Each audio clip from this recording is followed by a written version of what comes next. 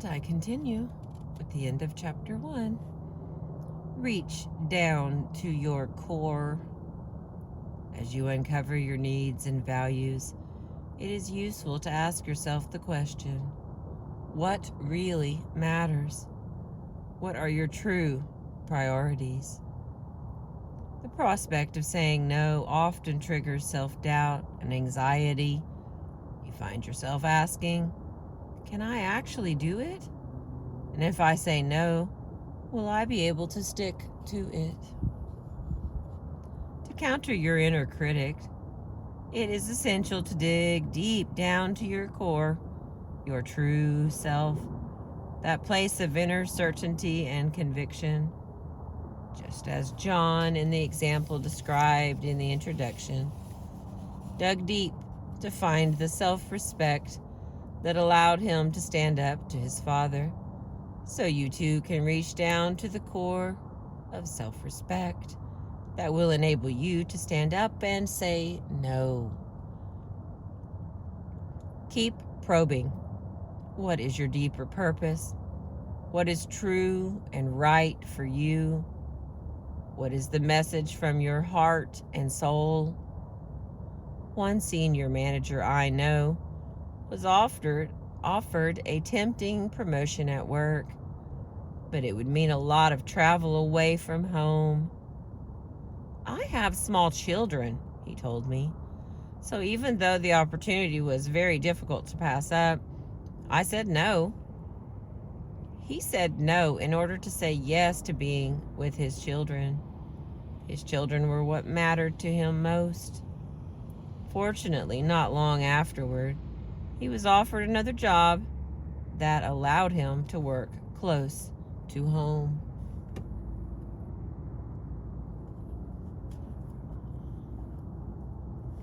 This exercise applies not only to individuals, but also to leaders of organizations or nations who must discern their true priorities.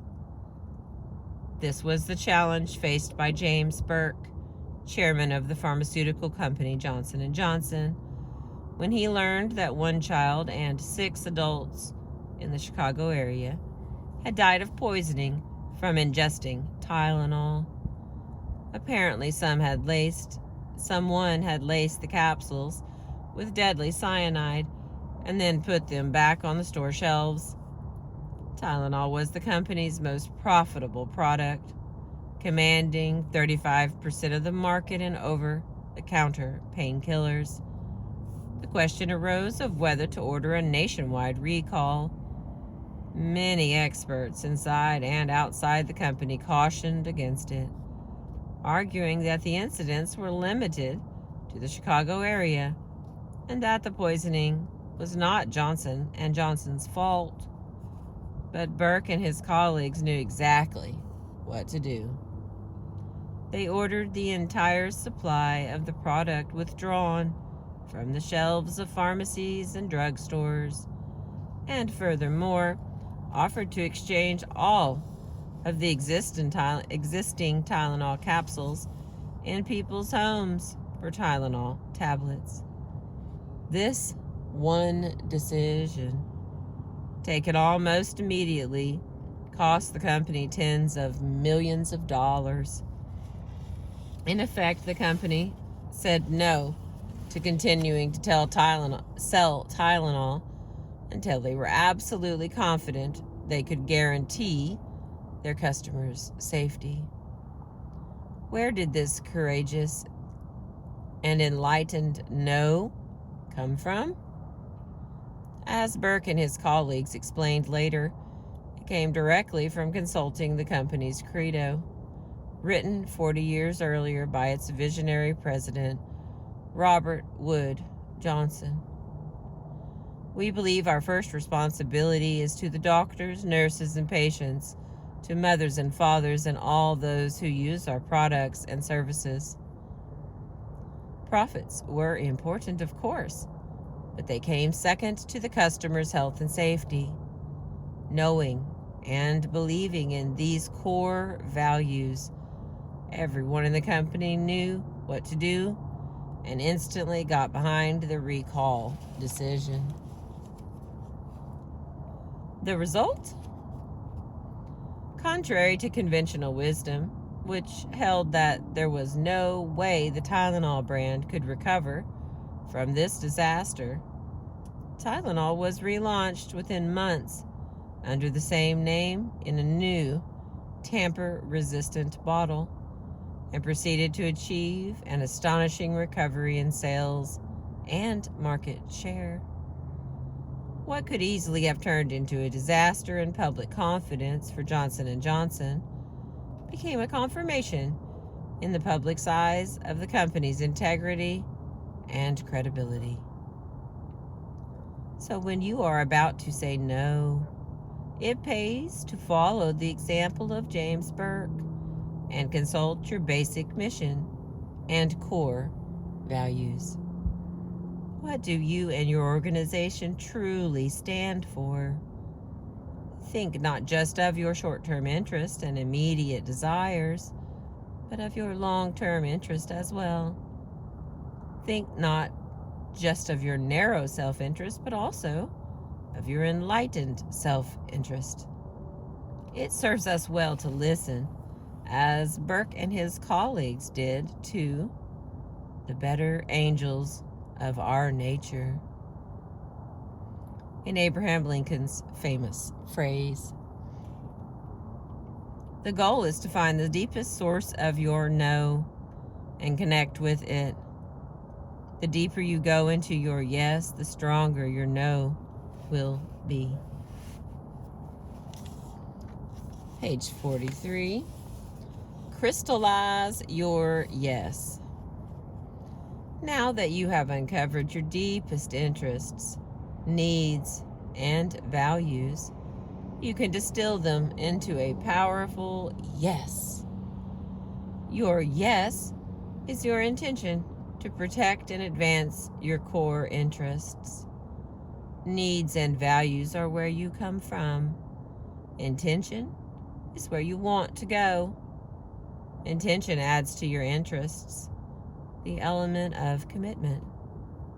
You don't just have the interest.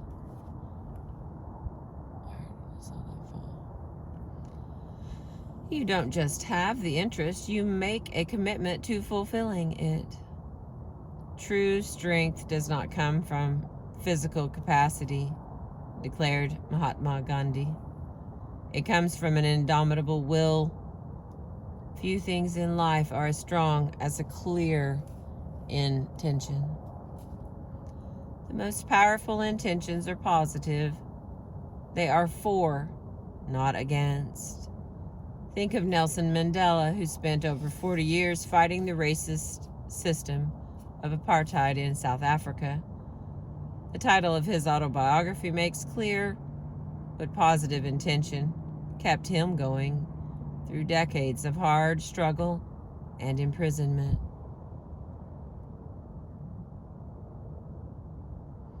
He chose to call his memoir not Long Walk Away from Apartheid, but rather Long Walk to Freedom. His most essential commitment was not against apartheid, but rather for freedom.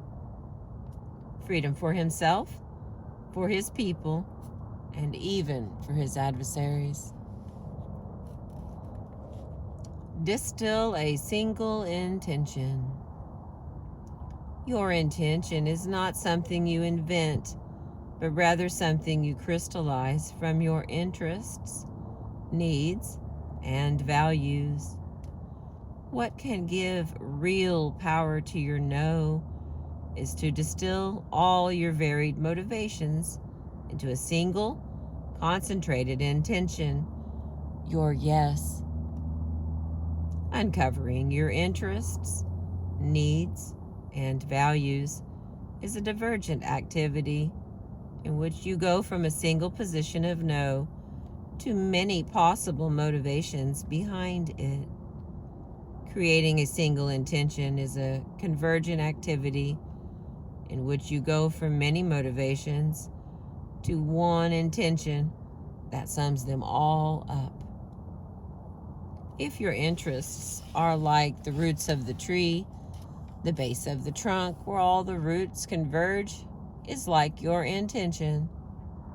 Begin by making a list of the interests that are motivating you to want to say no, and then try to sum them up in a single phrase that best captures their essence. For John, the man who said no to his domineering father, that phrase was self-respect. For my relative who said no to his alcoholism, that phrase was being with my grandchildren. Ask yourself, what am I truly standing up for? What overriding value or need am I protecting? Is it my happiness, my family's well-being, my company's brand, my personal integrity, or is it something else? For a senior executive of a prominent international hotel chain, the yes was to his brand. He faced the challenge of saying no to the powerful owner of a Caribbean resort hotel within the chain, who was demanding exceptions to the brand standards as construction on the new hotel neared completion. The executive said no, not as a matter of mere policy, but because he realized that the brand was the company's main asset. Our brand means nothing if we do not adhere to our standards, he later explained to me. Having uncovered and crystallized his yes, he did not find it hard to say no to the owner, saying that the reason why you and others want our brand on your hotel is that we do not make exceptions on matters of quality. Since your intention is often general, it is helpful to give it specificity by envisioning a positive outcome that would fulfill your intention. Ask yourself, what kind of concrete solution would satisfy my interests? Use your mind's eye to visualize the outcome you aspire to, just as athletes often do before a competition. Exactly what would it look like if the other agreed to respect your needs? This kind of concrete visualization can help give you the confidence and conviction you need to succeed. It also helps to write down your intention and even announce it to a colleague or a friend. It will remind you of your commitment to yourself. This one's pretty interesting too. Distinguish between whether and how. Sometimes we may find ourselves thinking, I would like to say no, but there's no way I can imagine saying no to my mother, boss, or friend. We sabotage our intentions to say no even before we speak with the other. I don't see how I can say no, you may say to yourself when good friends ask you to help them move. You know you don't have the time right now, but your mind floods with so much guilt and fear that it just seems inconceivable to say no. So you give in and say, okay. Afterward, the regret, the resentment, and anger set in because saying yes was the last thing you wanted to do at that point. For many of us, this happens every day, and it springs from the common practice of mixing up whether to do something with how to do it. We confuse the question of whether or not we will say no with the question of how we will say no. Since the how seems impossible, the whether seems predetermined. In fact, to make ourselves feel better, we rationalize to ourselves, it's okay with me. I didn't really need the time to myself anyway. There is an alternative, however. It is to distinguish in your own decision-making process between the whether and the how. Clarify your true intention first as you consider what you really want to do in this situation. Once the question of whether is resolved, then you can consider the how, which may turn out to be easier than your fears would lead you to believe.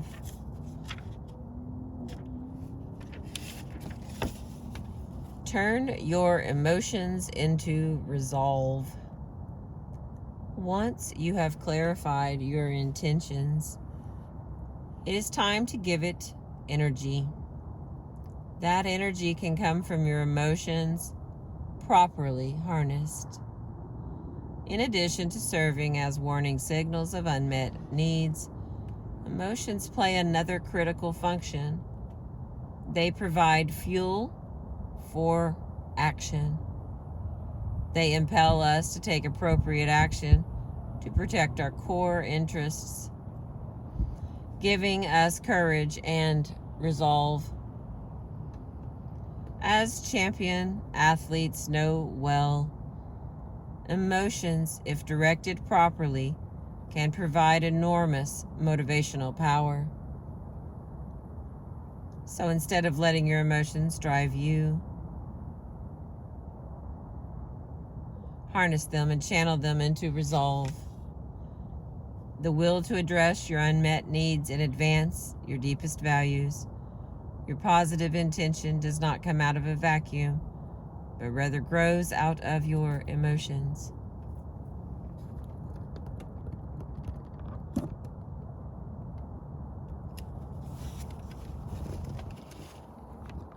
Sun cresting is trying to catch it for us, but it doesn't look like it's interested in.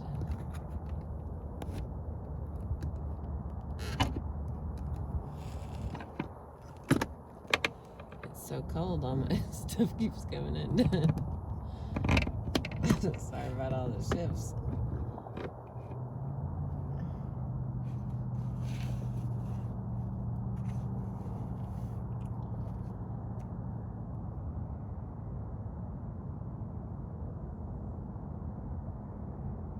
So instead of letting your emotions drive you, harness them and channel them into resolve, the will to address your unmet needs and advance your deepest values. Your positive intention does not come out of a vacuum, but rather grows out of your emotions. No one understood and demonstrated this process of transformation better than Mahatma Gandhi, who, without a single weapon or man under arms, succeeded in putting an end to the centuries-long colonial domination of India by the British Empire. He explained his secret as follows: I had learned through bitter experience that one supreme lesson to conserve my anger, and as a heat is transmuted into energy, even so our anger controlled can be transmuted into a power which can move the world. To transform negative emotion into positive intention, first observe and accept your emotions, tracing them back to their source in unmet interests and needs. Watch the emotional charge shift from negative to positive as you listen deeply to your feelings. Then, as Gandhi suggested, conserve your energy. In other words, refrain from impulsive reaction, which is only a reckless waste of your precious energy. Finally, at the right moment, purposely release your emotional energy as resolve. Use it as fuel for appropriate action, not reaction. Let it serve as sustained motivational power for your no. I'm going to try to fix this again, friends. Hang on. so cold I cannot get it to do anything. All the little spider legs are unhappy with me. Like, lady, it's like 30 degrees, we're freezing. All right, stay with me, friends. We are so close to done with chapter 1. I have 2 pages left. Gandhi taught me at age 12 that anger is as useful and powerful as electricity. Writes Mahatma Gandhi's grandson, Aaron. But only if we use it intelligently. We must learn to respect anger as we do electricity. In truth, there are no intrinsically negative emotions, only negatively charged emotions, which have the potential to become positively charged. Emotions such as fear and anger can be either destructive or constructive, depending on how you deal with them. As I learned during a very tense public gathering in Venezuela.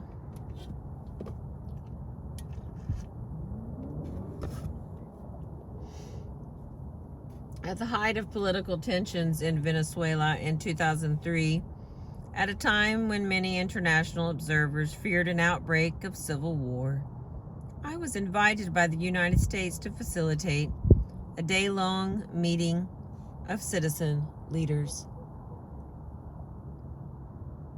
including both ardent supporters and bitter opponents of President Hugo Chavez.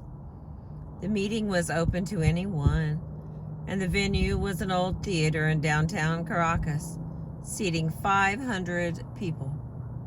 Close to 1,000 people showed up, and the National Guard was called out for fear violence might erupt between partisan groups. Naturally, the atmosphere in the room was charged with fear and tension.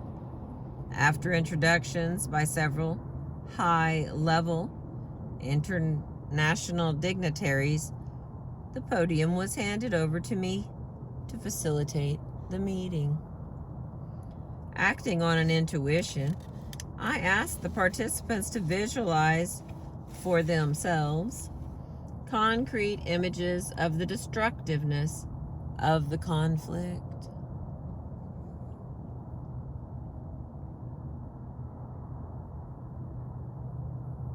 Someone they knew who had been wounded or killed, a lost job, a broken friendship or family tie, a child's nightmare, whatever it might be for them. Then I asked them, what Spanish word would you use to say no to the political violence? The word several audience members suggested was basta, enough. So I said, okay, then I want to ask you a favor. I would like to hear for one moment the voice of the Venezuelan people, a voice that until now has been silenced, the voice of sanity. Keeping your personal image of the conflict in mind, I would like to ask you to call out together, basta, with all the emotion you feel. Will you do this for me? They nodded. On the count of 3, a loud basta swept the room. It was powerful. I still felt some holding back, perhaps driven by shyness, so I asked them to repeat, please. They did, and it was very strong. I asked them one final time, and with this third basta, the entire theater shook to its rafters. I mentioned this story because the atmosphere in the room changed perceptibly at that moment. Without overstating, I would say that the negatively charged emotions of fear and anger shifted into a positively charged intention to help put an end to the destructiveness of the conflict. As if to confirm this, that very afternoon, in the theater, the participants organized a committee to work together for peace in Venezuela. They met weekly and began to organize dialogues, street theater, radio and TV programs, school programs, and youth dances, all intended to reduce tensions and promote understanding. 3 years after the fact, at the time of this writing, they are still going strong. They have grown into a social movement they call Aquí cabemos todos, meaning here we all fit. It is fair to say that they have made a genuine difference in their own lives and that of their country. Here is the lesson you can use your emotions to mobilize yourself to say no. Okay, let me read that again.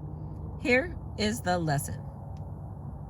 You can use your emotions to mobilize yourself to say no and stand up for what is important to you. Anxiety, fear, and anger bring you the gift of transformative energy, which is precisely what you need to make internal and external changes. If you are able to hear them out respectfully, instead of acting them out destructively, these emotions can become your friends and allies. They can give you the guts to say no, a full-bodied, deep-bellied, strong-voiced no. Okay. This little bit here is page 49, and we're done with chapter 1. It says uncover your yes. Uncovering your yes accomplishes 3 useful tasks. First, it grounds you in something positive. You can now stand on your feet without standing on their toes. Your no can be for your needs, not against the other.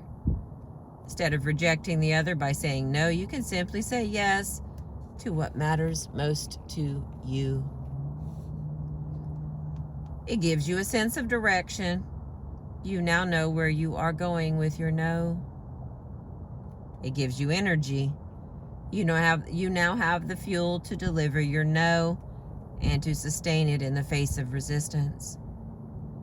Now that you have uncovered your yes, it is time to empower your no. That is the subject of the next chapter. Chapter 2 will be empowering your no. Thank you for being with me and listening this morning. We did catch the sun together from Chandler Hill here, Chandler Park, which I always like being here. Thank you for being with me. I appreciate you.